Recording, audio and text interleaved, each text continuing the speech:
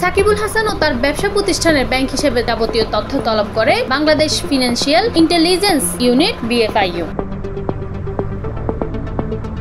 সোমবার পুঁজিবাজারে কারসাজি ও আর্থিক অনিয়মের খতিয়ে দেখতে চাইলে তার ব্যাংক হিসাব তথ্য চাইলে ব্যাংকগুলোর রিসিটি দেওয়া হয় বলে জানিয়ে BFIUর একজন ঊর্ধ্বতন কর্মকর্তা।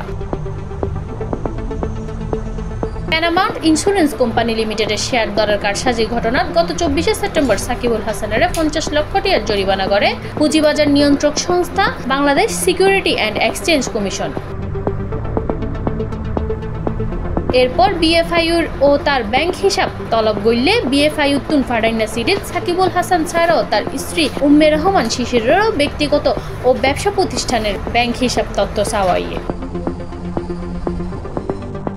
দেশের সেরা ক্রিকেটার সাকিব নানা ব্যবসায় যুক্ত হওয়ার ফলে নামেন পুঁজিবাজারে যৌথ অংশীদারিত্বে তুলেন ব্রোকারেজ হাউস মোনার্ক হোল্ডিংস।